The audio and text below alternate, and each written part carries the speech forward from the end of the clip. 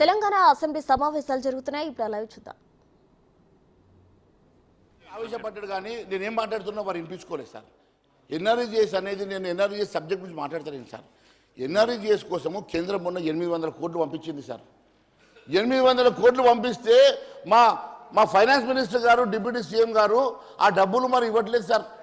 పాపం డైవర్ట్ చేశారా మరి గుత్తేదారులకు ఇచ్చుకున్నాడో నాకు తెలియదు కానీ ఆ డబ్బులు 800 కోట్లు సార్ ఇస్తే ఎన్ఆర్ఈజీఎస్ డబ్బులు సార్ చిన్న చిన్న గుత్తేదారులు పాపం రోడ్లు వేసుకున్నారు, చిన్న చిన్న బిల్డింగ్లు కట్టుకుంటే వాళ్ళకి ఇవ్వలేదు సార్. అంతేకాదు సార్, అంతేకాదు గ్రామ పంచాయతీ కోసం సార్ 15th ఫైనాన్స్ కమిషన్లో అంటే కేంద్రం డబ్బులు ఇవ్వలేదు అంటున్నారు. మరి ఇచ్చిన డబ్బులు ఏమో వాడరు, ఇచ్చిన డబ్బులు ఏమో డైవర్ట్ చేస్తారు. ఇచ్చిన డబ్బులు ఎందుకు ఇస్తలేరని అడుగుతున్నాను స్పీకర్ సార్ స్పష్టంగా మేము ఒకటే అడుగుతా ఉన్నాం మహేశ్వర్ రెడ్డి గారిని. ఈరోజు మనకు రావాల్సిన నిధుల విషయంలో 10 సంవత్సరాల కాలం పరంగా న్యాయపరంగా వచ్చిన నిధులను రావాల్సినవి వస్తే తప్పకుండా రావాలి, మన హక్కు.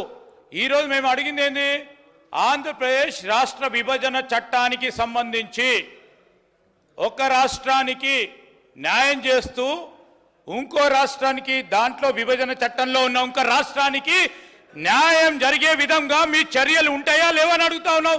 మొత్తం కథలు చెప్తా ఉన్నారు. టీఆర్ఎస్ 10 సంవత్సరాల నుంచి వారు చేసే కథ చెప్పిండ్రు, వీరు ఈ 10 సంవత్సరాలు చేసే కథ చెప్తున్నారు. ఇప్పుడు నిన్న జరిగిన కథ విషయంలో రాష్ట్ర విభజన చట్టానికి సంబంధించి ఆంధ్రప్రదేశ్ రాష్ట్రానికి ఇస్తే మాకు సంతోషమే. అదేవిధంగా మన రాష్ట్రానికి తెలంగాణ రాష్ట్ర ప్రయోజనాల విషయంలో మాకు కూడా అదే విధంగా ప్రాధాన్యతనివ్వాలని కోరుతా ఉన్నాం. మీరు దానికి సహకరిస్తారా లేదా, దానికి మీ ఆలోచన లేదని అడుగుతా ఉంటే మొత్తం ఉన్నలేని స్కీమ్స్ చెప్తా ఉన్నాడు మహేశ్వర్ రెడ్డి గారు. వారు ఉన్న తెలివి అంతా పెట్టి మొత్తం టోటల్గా దాన్ని డైగ్రెస్ చేయడానికి, దాని డైరెక్షన్ చేంజ్ కావడానికి ఒక ప్రయత్నం జరుగుతూ ఉన్న సందర్భంలో రాష్ట్ర ప్రజల ప్రయోజనాలను దృష్టిలో పెట్టుకొని ఈరోజు వారు చెప్పిందంతా చెప్పారు సార్. మనకంతా అర్థమైపోయింది. వారు మనతోని ఈ రాష్ట్ర విభజన చట్టానికి సంబంధించి ఒక రాష్ట్రానికే మేలు చేస్తామనే వారి ఆలోచన ప్రక్రియ కనబడతా ఉంది. దయచేసి మీరు ఆలోచన చేసి నెక్స్ట్ స్పీకర్ గారిని దీంట్లో మరి పాల్పంచుకునే విధంగా మీరు ఆదేశాలు ఇవ్వాలని కోరుతా ఉన్నాను. మీరు కంక్లూడ్ చేసి ఒక్క నిమిషం కంక్లూడ్ చేయండి, లేకపోతే నెక్స్ట్ సబ్మిట్కి ఇస్తాను. ఆఖరి నిమిషం గట్టి గొంతుతో మాట్లాడుతుంది సార్. భయపెడుతున్నా సార్, మాట్లాడండి.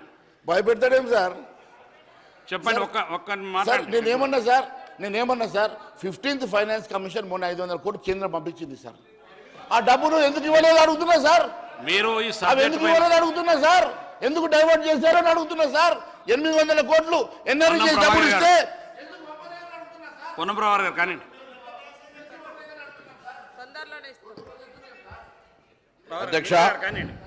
అధ్యక్ష ఈరోజు కేంద్ర బడ్జెట్కు సంబంధించి తెలంగాణ రాష్ట్రానికి జరిగినటువంటి అన్యాయానికి సంబంధించిన దాని మీద చర్చ జరుగుతోంది అధ్యక్ష.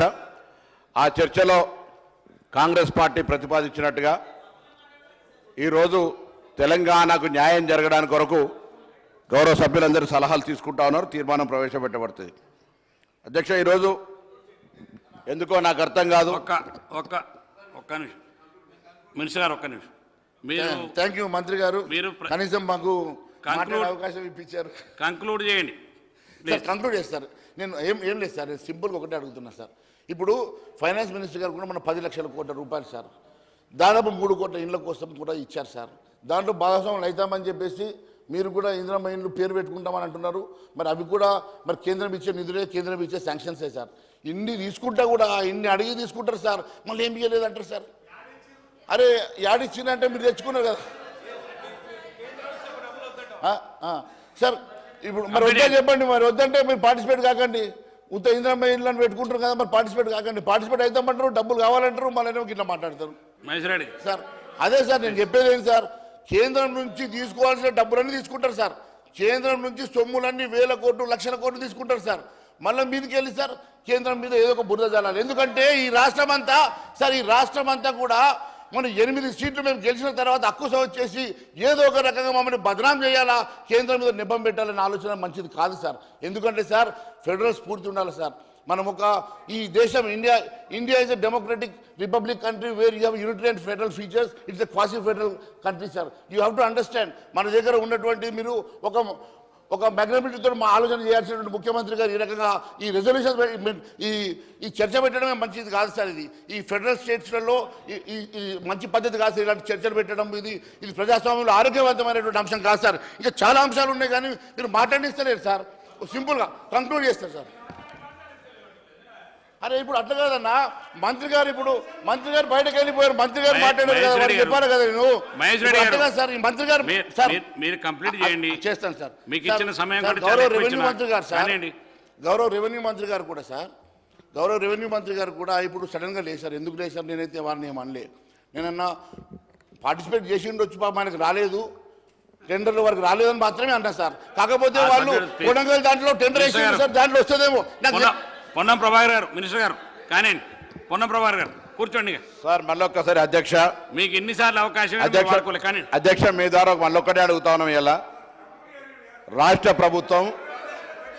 ప్రభుత్వం తెలంగాణ ప్రయోజనాలకు సంబంధించి అధ్యక్ష మీరు చాలాసార్లు అవకాశం ఇచ్చినారు. అధ్యక్ష, రాష్ట్ర ప్రయోజనాలకు అనుగుణంగా నిన్నటి కేంద్ర బడ్జెట్ లేదు. రాష్ట్రానికి న్యాయం జరగాలని మనం ప్రతిపాదిద్దాం. దీన్ని అవసరమైతే మహేశ్వర్ రెడ్డి గారి నాయకత్వం వచ్చి బీజేపీ పార్టీ కాబట్టి అఖిలపక్షం కాబట్టి ఢిల్లీకి తీసుకెళ్లి మన రాష్ట్ర ప్రయోజనాల కొరకు కాపాడుతారని ఆశిస్తా ఉన్నాం అనుకున్నాం. కానీ ఆ భాష మాట్లాడకుండా తెలంగాణ ప్రయోజనాలకు సంబంధించి ఒక అంశాన్ని కూడా ప్రస్తావించకుండా అనేకమైనటువంటి రాజకీయపరమైన అంశాలు మాట్లాడుతున్నారు. అధ్యక్ష, ఈరోజు ఒకటే మాట అడుగుతా ఉన్నాం మహేశ్వర్ రెడ్డి గారిని కావచ్చు, భారతీయ జనతా పార్టీని. ఎందుకు తెలంగాణ అంటే అంత కక్ష? తెలంగాణ రాష్ట్రానికి ఒకవేళ ఆనాడు ఏర్పాటయ్యే దశలో కూడా సుష్మా స్వరాజ్ గారికి ఒక మద్దతు ఇవ్వకపోయి ఉంటే బేసిక్ గా భారతీయ జనతా పార్టీ తెలంగాణకు వ్యతిరేకంగా ఉంది. ఈ రోజు నేను ఊరికేనే మాట్లాడతలేదు అధ్యక్ష. ఆనాడు తెలంగాణ ఉద్యమంలో ప్రత్యక్ష సాక్షిగా తెలంగాణ ఏర్పాటులో కీర్తిశేషులు సుష్మా స్వరాజ్ గారు భాగస్వామ్యం తీసుకొని వారి నాయకత్వం వహించి మద్దతు ఇవ్వకపోతే వీళ్ళు తెలంగాణను ఇచ్చే వాళ్లే కాదు.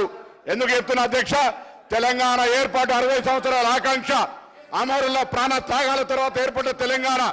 పార్లమెంటు ప్రొసీడింగ్లు ఇక్కడ మాజీ పార్లమెంటు సభ్యులు, శాసనసభ్యులు ఉన్నారు. ఇక్కడ ఎప్పుడు కానీ బిల్లు ప్రవేశపెట్టేప్పుడు ఏ బిల్లుకైనా ల్యాబిషడ్ క్లియర్ అని తలుపులేసి బిల్లులు చేస్తారు. అది తెలియనిలాగా ప్రధానమంత్రి గారు పార్లమెంటు సాక్షిగా తెలంగాణ ఏర్పాటును అవమానపరిస్తే ఆనాడు సభలో ఉన్నటువంటి పార్లమెంటు సభ్యులు మాట్లాడలేదు. ఇలా మా గౌరవ కేటీఆర్ గారు అంటా ఉన్నారు, ఇవాళ బీఆర్ఎస్ లేరు కాబట్టి తెలంగాణ అనే పదం అనే అవకాశం లేకుండా చేస్తా ఉన్నారు. అయ్యా గౌరవ సభ్యులు, ఆనాడు మీ 9 మంది శాసనసభ్యులు పార్లమెంటు సభ్యులుంటే ప్రధానమంత్రి తెలంగాణను వ్యతిరేకిస్తూ ఇది తెలంగాణ బిల్లు, తల్లిని చంపి బిడ్డను తీసుకుపోయారు, తలుపులేసి దేశ విభజనను కోరేవాళ్ళు ఈ బిల్లును ఆకాంక్షించారనంటే ఆనాడున్న 9 మంది బీఆర్ఎస్ ఎంపీలు ఎందుకు మౌనంగా ఉన్నారని అడుగుతా ఉన్నాం. ఈ భారతీయ జనతా పార్టీలు ఇవాళ కూడా తెలంగాణలో ఉన్నటువంటి ఎన్డీఏ భాగస్వాములైన భారతీయ జనతా పార్టీ నాయకులు వాళ్ళ రక్త DNA పరీక్ష చేసుకోవాలి. తెలంగాణ పౌరుషం ఉందా లేదా? ఇవాళ వీళ్ళు బీజేపీకి సంబంధించినటువంటి బానిసలుగా ఉండేటువంటి ప్రయత్నం చేస్తున్నారు. అధ్యక్ష, మేము అడుగుతా ఉన్నాం ఇలా తెలంగాణ అమరులను కించపరిచే విధంగా అసలు ఈ సభ తీర్మానం చేయాలి. తెలంగాణ ఏర్పాటు 60 సంవత్సరాల ఆకాంక్ష, మొత్తం తెలంగాణ ప్రజల ఆకాంక్ష. అటువంటి తెలంగాణ ఏర్పాటులో పార్లమెంట్ సాక్షిగా అవమానించినటువంటి మోడీ వ్యాఖ్యలు వాపసు తీసుకోవాలని సభ తీర్మానం చేయాల్సిన అవసరం ఉంది. అటువంటి వీళ్ళు ఎలా మళ్ళీ క్యాస్టార్కి అన్యాయం జరిగితే అది మాట్లాడకుండా పోయే పరిస్థితి ఎట్లా అధ్యక్ష? ఇలా మాట్లాడుతూ ఉన్నారు. అసలు వీళ్ళకి మాట్లాడేటువంటి హక్కు ఉంది అధ్యక్ష. భారతీయ జనతా పార్టీ మహేశ్వర్ రెడ్డి గారు పాపం బాధపడతా ఉన్నాడు. అయ్యో నేను కాంగ్రెస్ లో ఉంటే నేను మంత్రివేది కావచ్చు అనుకుంటా ఉన్నాడు. భారతీయ జనతా పార్టీ మాట్లాడకపోతే ఆయన పాపం ఫ్లోర్ లీడర్ ఎడవికేస్తా అనుకుంటున్నాడు. ఏ విషయం మీరు మాట్లాడేసా విన్నా నేను నన్ను అబ్స్ట్రాక్ట్ చేయడం మంచిది కాదు. మంత్రి వాస్తవం కాదా? పార్లమెంట్ లో నరేంద్ర మోడీ గారు అన్నారో రికార్డు చెప్పండి. ఎందుకు తెలంగాణ మీద వివక్ష? ఎందుకు తెలంగాణ మీద కక్ష? నిన్నటి బడ్జెట్ లో ఒక పేరు కూడా ఎందుకు తీయాలని అడుగుతా ఉన్నాం. ఇలా అది చెప్పమంటే చెప్పారు, దాని గురించి మాట్లాడారు. మీరు ఎందుకు కూర్చోండి. మాట్లాడారని అడుగుతా ఉన్నా. మీరు కూర్చోండి. అడిగితే ఎందుకు ఉలిక్కి పడతా ఉన్నారు ఇలా? కూర్చోండి. ఎందుకు ఉలిక్కి పడతా ఉన్నారు? ఎందుకు మీ మీరు బాధ? ఒక్క నిమిషం మినిస్టర్ గారు కూర్చోండి. ఒక్క నిమిషం మీకు ఒక్క నిమిషం. శంకర్ గారు ఒక్క నిమిషం. హరీష్ గారు మీరు అక్కడ పోయి కూర్చోండి. మీరు పోడియం దాకా వచ్చిన కొత్త సభ్యులు మీరు కూర్చోండి.